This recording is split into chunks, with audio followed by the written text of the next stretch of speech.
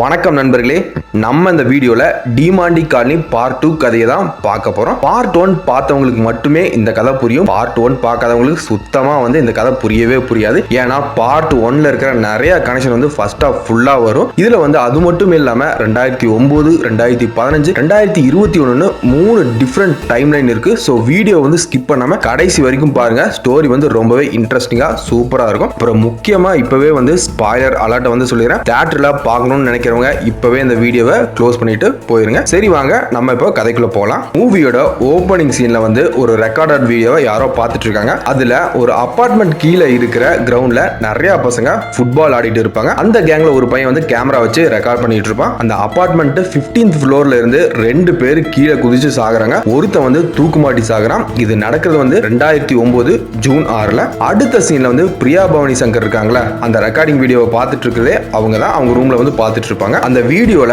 தூக்கு மாட்டி ஒருத்தர் சாவான்ல, அது பிரியா பவானி சங்கரோட ஹஸ்பண்ட் தான். ஆனா எதுக்கு அவனும் அவன் ஃப்ரெண்ட்ஸும் சூசைட் பண்ணிக்கிட்டு இருக்காங்கன்னு இதுல காட்டல. நெக்ஸ்ட் சீன் பிரியாவோட அம்மா எதுக்குடி இப்போ நீ செத்து போன உன்னோட புருஷனோட ஸ்பெர்ம்ஸை வச்சு குழந்தை பெத்துக்க ட்ரை பண்ண, அதுவும் 2 டைம் ட்ரை பண்ணி அபாசன் ஆகிருக்கு அப்படின்னு ரிப்போர்ட்டை காட்டி சண்டை போடுறாங்க. இங்க நம்ம கதையில ஒரு பிளாஷ்பேக்கை காட்டுறாங்க. பிரியாவோட லவ்வர் ஒரு கேன்சர் பேஷண்டா இருப்பான். பட் இவ அவன் கூடயே இருந்து ட்ரீட்மெண்ட்டுக்கெல்லாம் ஹெல்ப் பண்ணி கடைசியில கேன்சர் கியூர் பண்ணிருப்பான். தென் அவனே கல்யாணமும் பண்ணிருப்பான். அவன் புருஷனே சாம். வீட்டுக்கு அவர் மாமனாரும் இருப்பாரு. இவங்க 2 பேருமே வீட்ல இருந்து கிளம்பி சாமோட சமாதிக்கு போய் ப்ரே பண்ணிட்டு அங்க இருந்து ஒரு இடத்துக்கு போறாங்க. அப்படி போகும்போது அந்த ரோட்ல டிராபிக்கா இருக்கும். போலீஸ்லாம் நின்னுட்டே இருப்பாங்க. பிரியா கார்ல இறங்கி என்ன அப்படின்னு போய் பாக்குறா. அங்க போய் பார்க்கும்போது தான் அந்த வீட்டுல ஒரு ஜோசியக்காரன் தூக்கு போட்டு செத்துருப்பான். அந்த ஜோசியக்காரன் யாருமே இல்லைங்க, ஃபர்ஸ்ட் பார்ட்ல ஒரு ஜோசியக்காரன் வருவான்ல, அவன் தான். அதை பார்த்துட்டு பிரியா போகும்போது நம்ம படத்தோட ஹீரோ ஸ்ரீனி பிரியா மேல மோதுவாரு. அங்க சரி சாரி அப்படின்னு கேட்பாரு. ஆமாங்க, இதெல்லாம் ஒரே டைம் லைன்ல தான் நடக்குது. நம்ம டைரக்டர் எப்படி கனெக்ட் பண்ணிருக்காங்கன்னு பாருங்க. அப்புறம் அங்கிருந்து பிரியாவும் அவரோட மாமனாரும் அங்கிருந்து ஒரு ரெஸ்டாரண்ட் போறாங்க. சென்னையில ஒரு பெரிய சைனீஸ் ரெஸ்டாரண்ட். சாமோட ட்ரீம் இப்படி ஒரு டிசைன்ல சைனீஸ் ரெஸ்டாரண்ட் ஓபன் பண்றதா. சோ அந்த கனவை பிரியாவும் அவனோட அப்பாவும் நிறைவேற்றி இருக்காங்க. இன்னைக்கு தான் அதோட ஓபனிங் டே. அங்க கெஸ்ட் எல்லாருமே ஒரு 2 நிமிஷம் சாம நினைச்சு ப்ரே பண்ணுவாங்க. அப்போ திடீர்னு மாடி மேல இருந்த ஸ்பூன்ஸ் எல்லாமே கீழே விழும். அப்பதான் பிரியா யோசிச்சு பாப்பா. சாம் ஹாஸ்பிட்டல்ல இருக்கும்போது பிரியாவை கூப்பிடுவா. ஆனா பிரியா தூக்கத்துல இருப்பா. பட் அவளுக்கு அது கேட்கவே கேட்காது. சோ அந்த சாம் என்ன பண்ணுவானா, அங்க இருக்கிற ஸ்பூனை தட்டி விடுவான். சோ அதை கேட்ட உடனே பிரியா தூக்கத்துல இருந்து எந்திரிப்பா. அப்ப அவ என்ன சொல்லுவானா, அந்த சாம் என்ன சொல்லுவானா, இனிமே உங்க கூட பேச இருக்கு, இப்படியே இந்த ஸ்பூனை தட்டி விடுறேன் அப்படிங்கிற மாதிரி சொல்லுவான். இந்த சம்பவத்துக்கு அப்புறம் பிரியா நினைக்கிறா சாம் நம்ம கூட ஏதோ பேச ட்ரை பண்றா அப்படின்னு நினைச்சுக்கிறா. சோ அதனால மாமனார் கிட்ட போய் கேட்கிறான், இன்னைக்கு நைட்டு நம்ம சாமோட ஆத்மா கிட்ட பேச ட்ரை பண்ணலாமா அப்படின்னு கேட்கிறான். மாமனார் சொல்லுவான், இல்ல 6 வருஷத்துக்கு முன்னாடி இதே தான் ட்ரை பண்ணோம். பட் அவன் நம்ம கிட்ட பேசவே இல்லை. இனி இதை ட்ரை பண்ண மாட்டோம், நீ என்கிட்ட சத்தியம் பண்ண, ஏன் இப்படி திடீர்னு கேட்கிற அப்படின்னு சொல்லுவா. ப்ளீஸ் ட்ரை பண்ணுவா அப்படின்னு பிரியா சொல்றான். இப்போ நடந்துட்டு இருக்கிற சீன்ஸ்ல 2015 ஜூன் 6ல தான் நடக்குது. சோ கரெக்டா நோட் பண்ணிக்கோங்க. அன்னைக்கு நைட் பிரியா அந்த இடத்துக்கு போயிட்டு இருக்கா. அப்ப அந்த ரோட்ல இருக்கிற ஒரு டீ கடையில ஹீரோ ஸ்ரீனியும் அவனோட ஃப்ரெண்டும் இருப்பான். இந்த சீனை கட் பண்ணி அப்படியே நெக்ஸ்ட் சீன்ல ஹைதராபாத்தை காட்டுவாங்க. அங்க ஸ்ரீனி மாதிரியே இன்னொருத்தர் இருப்பாங்க. ஆமாங்க, ட்வின்ஸ் தான். கதையை நல்லா கேளுங்க, உங்களுக்கு இப்பதான் புரியும். அவன் பேர் ரகு. அவன் வீட்டுக்கு அவனோட சித்தியும் சித்தி பொண்ணு வராங்க.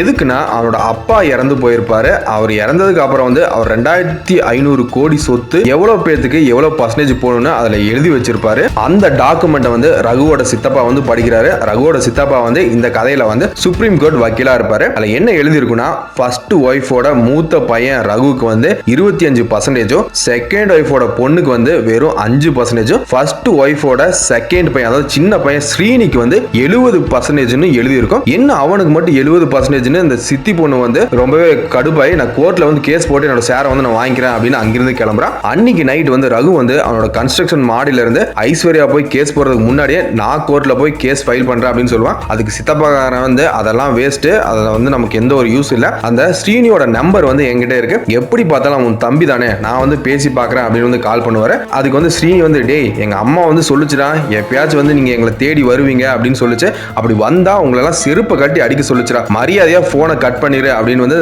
டீ கடையில இருந்து போனை கட் பண்றான். இந்த டீ கடை சீன் தாங்க பிரியா போகும்போது காட்டுற சீன் இருக்குல்ல, அதே சீன் தான் இந்த சீன். சூப்பரா இந்த இடத்துலயும் அந்த கனெக்ஷனை காட்டியிருப்பார் டைரக்டர். அங்க இருந்து பிரியா ஒரு இடத்துக்கு போறான். அங்க மாங்ஸ் தான் இருப்பாங்க. அவங்க தான் ஆத்மா கூட பேச ஹெல்ப் பண்ணுவாங்க. இங்க நீ டைரக்டா அவங்க கிட்ட பேச முடியாது, உன்னோட ஆத்மா மூலியமா தான் அவனோட ஆத்மா இருக்கிற இடத்துக்கு கொண்டு போய் அவங்ககிட்ட பேச முடியும்னு அங்க இருக்கிற ஒரு மாங்க் வந்து சொல்லுவாரு. ஆனா நான் திரும்பி வான்னு சொன்ன உடனே நீ வந்துடணும், இல்லனா வந்து உயிருக்கே ஆபத்துன்னு சொல்லி பூஜை வந்து ஸ்டார்ட் பண்றாங்க. பிரியாவோட ஆத்மா வந்து அந்த பேய் உலகத்துக்குள்ள போகுது. அந்த உலகத்துல வந்து நிறைய பேய்கள் இருக்கு, நிறைய பேர் தூக்கு போட்டு செத்துருக்காங்க. எல்லாருமே வந்து அங்க இருக்கிற ஒருத்தனுக்கு வந்து அடிமையா இருப்பாங்க. உடனே அந்த பிரியா வந்து அங்க ஒரு பேட்ல வந்து ஹெல்ப் ஹெல்ப் ஹெல்ப்னு எழுதிட்டே இருப்பா. ஒரு வழியா அவ சாமையும் பாத்துருவா. அந்த சாம் வந்து பிரியா என்ன காப்பாத்துவா வா வா அப்படின்னு வந்து சொல்லிட்டே இருப்பா. பிரியா அப்படியே கொஞ்சம் கொஞ்சம் கிட்ட போவா. அப்பதான் அந்த மாங்க் வந்து அந்த உலகத்துக்குள்ள போய் பிரியா நீ எங்க போகாத, இங்க வா, போகாத போகாத போகாத அப்படின்னு வந்து சொல்லுவான். இங்க பிரியா வந்து ஹெல்ப் ஹெல்ப்னு எழுதிக்கிட்டே இருப்பான். அதுக்கப்புறம் வந்து கடைசியில வந்து திஸ் வில் ரிப்பீட்னு எழுதிட்டு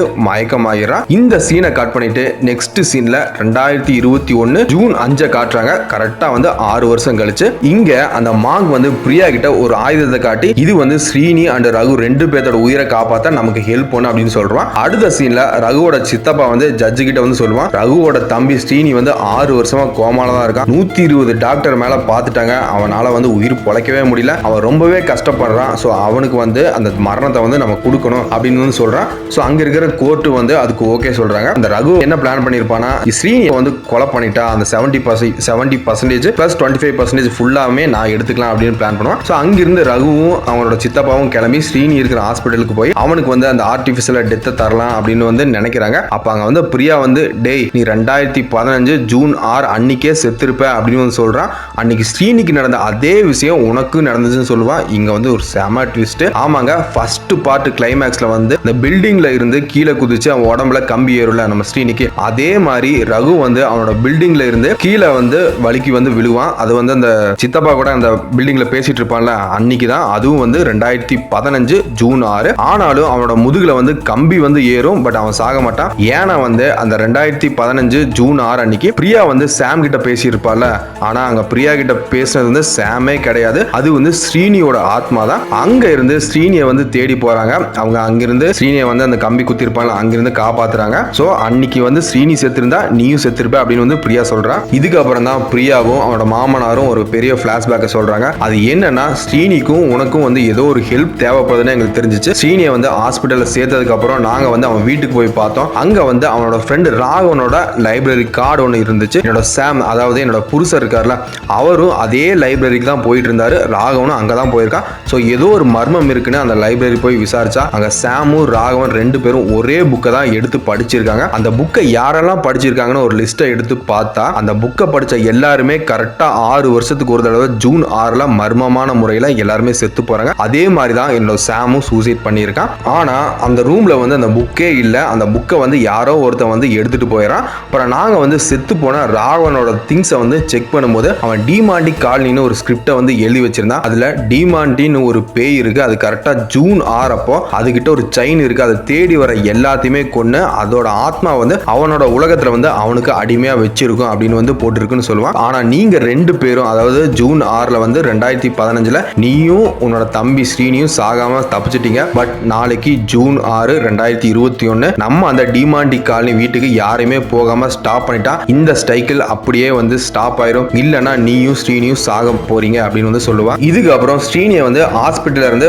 வேற ஒரு இடத்துக்கு ஷிஃப்ட் பண்றாங்க.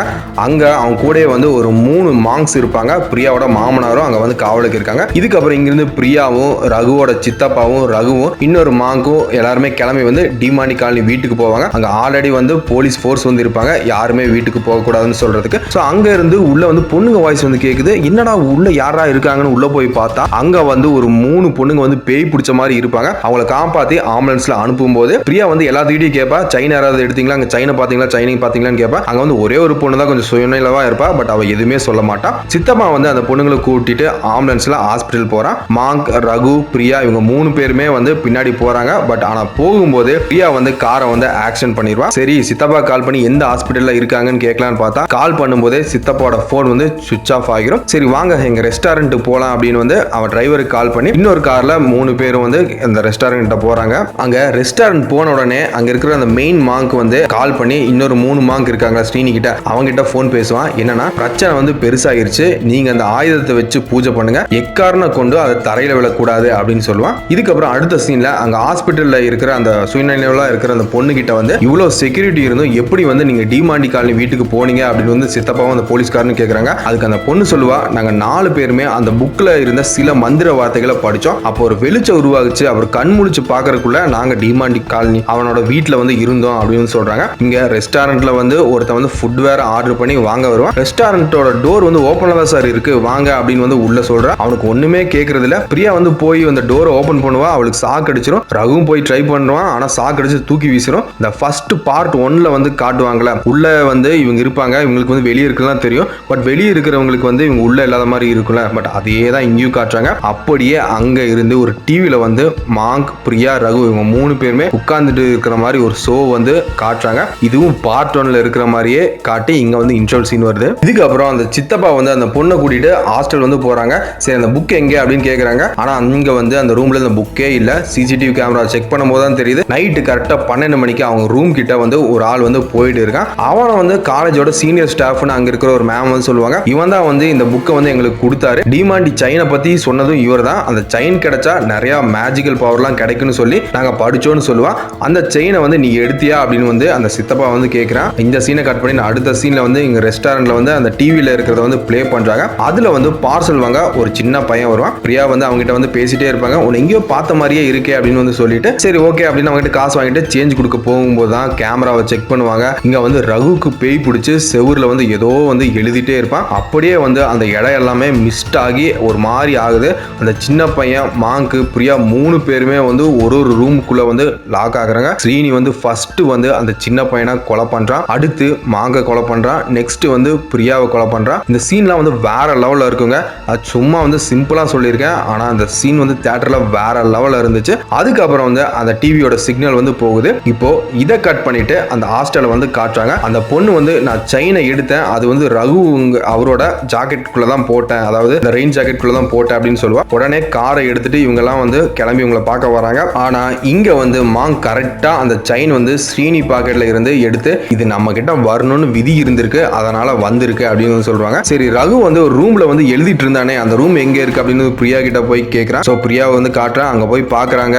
அங்க வந்து அவன் அந்த பலி கொடுக்குற சிம்பிள், அதாவது பலி கொடுக்கறதுக்கு முன்னாடி வந்து ஒரு சிம்பிளை வரைவாங்க, அதை வந்து வரைந்து வச்சிருப்பான். அதை பார்த்துட்டு இருக்கும் போதே ரகுவை வந்து பலி கொடுக்க அந்த டிமாண்டியும் அவனோட அடிமைகளும் வந்துட்டே இருப்பாங்க. இப்போ மாங்க் வந்து இப்போ வந்து நான் அந்த சைனை வச்சு பூஜை பண்ண போறேன், எனக்கு என்ன ஆனாலும் இங்க வந்து வராதிங்க அப்படின்னு ஒரு ரூம்குள்ள வந்து போக சொல்றான். அவங்களும் வந்து ரூம்குள்ள போய் லாக் ஆகிறாங்க. சேம் டைம் அங்க ஸ்ரீனி கிட்ட இருக்கிற ஒரு 3 மாங்க்ஸ் இருக்காங்களா, அவங்களும் வந்து பூஜை பண்ண ஸ்டார்ட் பண்றாங்க. அந்த சைடு வந்து சித்தப்பா வந்து அந்த பொண்ணு 2 பேர் என்ன பண்ணுவாங்கன்னா, உங்களோட காரோட சிக்னல் வச்சு ரகு, பிரியா எல்லாம் போனாங்களா, ஸோ அதை வந்து ட்ரேஸ் பண்ணலாம் அப்படின்னு வந்து அந்த பொண்ணு வந்து சொல்றான். இங்க வந்து ரெஸ்டாரண்ட்குள்ள அந்த மாங்கோட உடம்புல வந்து டிமாண்டி வந்துருவான். பிரியா வந்து அந்த மாங்க வந்து கொலை பண்ண ட்ரை பண்ணுமா. ஆனா அப்ப ரகு வந்து பெரிய ஒரு இரும்பு ராடை வச்சு மாங்க குத்தி கொண்டுறான். அதுக்கப்புறம் தான் ரகு கேட்பான், ஆனா டிவியில வந்து 4 பேர் இருந்தோம்ல, ஆமா அந்த சின்ன பையன் யாரு, எங்க மறுபடியும் சிசிடிவி செக் பண்ணலான்னு போய் செக் பண்றாங்க. ஸ்டார்டிங்ல வந்து ஒரு ஆள் பார்சல் வாங்க வந்திருப்பான்ல, அவன் கூட ஒரு சின்ன பையன் வந்திருப்பான். பட் அவன் காருக்குள்ளேயே தான் உட்காந்துருப்பான். அந்த பையன் வேற இந்த பையன் வேற. அதை பார்த்துட்டு இருக்கும் போதே அவங்க சித்தப்பா வந்து எப்படியோ கண்டுபிடிச்சு அந்த ரெஸ்டாரண்ட்டுக்கு வராங்க. அங்க வந்து இவங்களுக்கு வந்து கால் பண்றாங்க. பட் இவங்க தான் உள்ள இருக்கிறது வந்து வெளியவே சுத்தமா தெரியாதுல.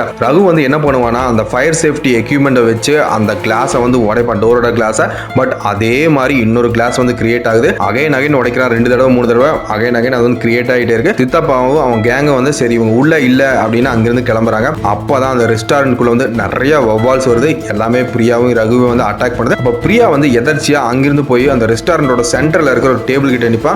அங்க மட்டுமே அந்த பேட்ஸ் எல்லாம் வரவே வராது. ஏன்னா அங்க வந்து ஒரு மந்திரிச்ச ஒரு தகடு மாதிரி ஒரு சிலை மாதிரி வந்து ஒரு பாசிட்டிவ் எனர்ஜிக்கு வந்து வச்சிருப்பாங்க. அங்க போன ரகு வந்து இங்க இருந்து தப்பிக்க இந்த இடம் தான் கரெக்ட், இங்க இருந்து நம்ம மேல இருக்கிற அந்த ரூஃப் டாப்ல இருக்கிறத ஓபன் பண்ணா இங்க இருந்து நம்ம வெளியே போயிடலாம் அப்படின்னு வந்து சொல்லுவான். இவங்க அங்கிருந்து தப்பிக்க ட்ரை பண்ணிட்டு இருக்கும் போது தான் சாமோட ஆவி அங்க வந்து பிரியா கிட்ட பேசுது. நீ ஏன் உனக்கு வந்து லெட்டர் வந்து ஓபன் பண்ணி படிக்கவே இல்லை அப்படின்னு வந்து கேட்பான். நீ வந்து பிரெக்னண்டா இருக்க, நீ நினைச்ச மாதிரியே நான் வந்து உன்னோட வயித்துல வந்து குழந்தையா பிறக்க போறேன் அப்படின்னு சொல்லுவான். இப்பதாங்க வந்து இங்க ஒரு சீனை காட்டுறாங்க. அது என்னன்னா, அந்த ஹோட்டலுக்கு வந்து ஒரு சின்ன பையன் வந்திருப்பான்ல, அது வேற யாருமே இல்லைங்க, சாம் தான். ரகு வந்து சொல்லுவான், அந்த செயின்ல இருந்ததான் டெவிலோட ஃபோர்ஸ் வந்து வருது, அந்த செயினை வந்து நான் தூக்கி இதுக்குள்ள வந்து போடுறேன், இதை வந்து நீங்க இங்கேயே அழிச்சிருங்க, என்னோட உயிருக்கு என்ன ஆனாலும் பரவாயில்ல, இப்போ நீங்க வந்து பிரெக்னண்டா இருக்கீங்க, இங்க இருந்து நீங்க வந்து தப்பிச்சிருங்க, உங்களை வந்து காப்பாத்திட்டு நீங்க வெளியே போயிருங்க அப்படின்னு வந்து ரகு வந்து உள்ள போறான். அந்த சைடு வந்து ஸ்ரீனிக்கு வந்து பேய் பிடிச்சிரும். ஆனா எப்படியோ அந்த 3 மார்க்ஸ் வந்து கண்ட்ரோல் பண்ணிட்டு இருப்பாங்க. இங்க ரகு வந்து அந்த செயினை எடுக்க உள்ள போன உடனே டிமாண்டி வந்து ஒரே அடி அடிச்சிருவான். ஆனா ரகு வந்து அதே டைம்ல அவனோட போனை வந்து காலால தட்டி பிரியா கிட்ட வந்து தட்டி விட்டுருவான். போன் வந்து அந்த இடத்துக்கு போன உடனே வந்து சிக்னல் சிக்னல் கிடைக்குது. உடனே வந்து சித்தப்பாக்கு வந்து கால் பண்றான். சேம் டைம் வந்து டிமாண்டி அந்த ஃபர்ஸ்ட் செத்து போன மாங்கை வந்து அந்த சிம்பிள வச்சு பலி வந்து கொடுக்குறான். அவனோட உடம்பெல்லாம் எரியுது. அதுக்கப்புறம் வந்து ரகுவையும் பலி கொடுக்க ஸ்டார்ட் பண்றான். அதே டைம்ல சித்தப்பா வந்து பிரியாவை வந்து காப்பாத்துறான். அப்பதான் வந்து பிரியா வந்து பாப்பா டிமாண்டி இல்லாம இன்னொருத்தன் அங்க இருக்கா அப்படின்னு அந்த பார்த்துட்டு இருக்கான். இங்க ஸ்ரீனி கிட்ட இருந்த அந்த மாங்க் வந்து அந்த மந்திரங்களான அந்த கத்தியை வந்து ஒரு கட்டையில வந்து குத்துவான். அப்படியே வந்து அந்த சீனை கட் பண்ணி அங்க போலீஸ்லாம் வராங்க. ரகுவை வந்து தூக்கிட்டு ஹாஸ்பிட்டல் போறாங்க. பிரியா வந்து சித்தப்பா கிட்ட வந்து இங்க தான் சைன்லாம் இருந்துச்சு அப்படின்னு வந்து சொல்றான். ஆனா சைன் இப்ப காணும்னு சொல்லுவா. கிளைமேக்ஸ்ல வந்து ஸ்ரீனி வந்து கோமால இருந்து வெளியே வந்துருவான். ஆனா ரகு வந்து கோமாக்கு போய் சாகிற ஸ்டேஜ்ல இருப்பான். அப்ப ஸ்ரீனி வந்து ஒரு டைலாக் சொல்லுவான், நான் ரகுவை வந்து சாக விட மாட்டேன், அவனை காப்பாத்துவேன், இனி யாருமே சாக மாட்டாங்க, அடுத்து வந்து ஜூன் 6 2021 அந்த சைக்கிளை வந்து நான் முடிக்கிறேன் அப்படின்னு சொல்லுவா. டிமாண்டியால எந்த ஒரு உயிரையும் கொல்ல முடியாதுன்னு சொல்லுவா. அப்ப பிரியா சொல்லுவா, அவன் பலி கொடுக்கறது டிமாண்டிக்கே இல்ல, அவங்க எல்லாருமே வந்து ஒருத்தனை வந்து கடவுள் மாதிரி வணங்குறாங்க, ராஜா மாதிரி அவன் இருக்கான், எல்லாருமே வந்து அவனுக்கு அடிமையா இருக்காங்க அப்படின்னு சொல்லுவான். அவனுக்கு வந்து 2 கண் இல்ல, நாக்கு இல்ல அப்படின்னு சொல்லுவான். அப்போ அங்கிருந்து அந்த பொண்ணு சொல்லுவா, இவனை பத்தி தான் வந்து அந்த ராஜாவை பத்தி தான் அந்த புக்ல எழுதி இருக்கும், இதை தான் நான் படிச்சேன் அப்படின்னு வந்து சொல்லுவான். அதுக்கப்புறம் அந்த சித்தப்பா வந்து சொல்ல ஸ்டார்ட் பண்ணுவான். அந்த லைப்ரரியன் இருக்கான அவன் தான் வந்து இந்த புக்கை வந்து எல்லாருக்கும் தேடி தேடி போய் கொடுத்துட்டு இருக்கான். யார் வந்து சாகணும், யாருக்கு இந்த புக்கை கொடுக்கறோம்னு சூஸ் பண்றதே அவன் தான் அப்படின்னு வந்து சித்தப்பா சொல்றான். அது இல்லாம அவனோட பரம்பரையே வந்து டிமாண்டிக்கு வந்து அடிமையா இருக்காங்க. ஸோ அந்த பரம்பரை செய்யற வேலையே இதுதான். டிமாண்டிக்கு வந்து ரத்தத்தாலேயே வந்து அவங்க வந்து இது பண்ணுவாங்க, ஸோ பூஜை பண்ணுவாங்க, அப்படிதான் பண்ணிட்டு இருக்காங்க அப்படின்னு சொல்றான். அந்த லைப்ரரியன் வந்து இப்போ பீகார்ல இருக்கிற மாதிரி நமக்கு காட்டுறாங்க. பட் அவன் மூஞ்சியை வந்து காட்டுறதுல அங்க வந்து ஒருத்தனை வந்து பெட்ரோல் ஊத்தி எரிக்கிறான். இங்கே வந்து டிமாண்டி காலனி பார்ட் 2 படம் முடியுது. சூப்பரா பார்ட் 3க்கு லீட் கொடுத்து முடிச்சு இருக்காங்க. இந்த படம் வந்து உங்களுக்கு கண்டிப்பா பிடிக்கும்னு நினைக்கிறேன். கண்டிப்பா எல்லாத்துக்குமே பிடிக்கும். மறக்காம தியேட்டர்ல போய் பாருங்க. அடுத்த ஒரு சூப்பரான கதையில சந்திப்போம். நன்றி, வணக்கம்.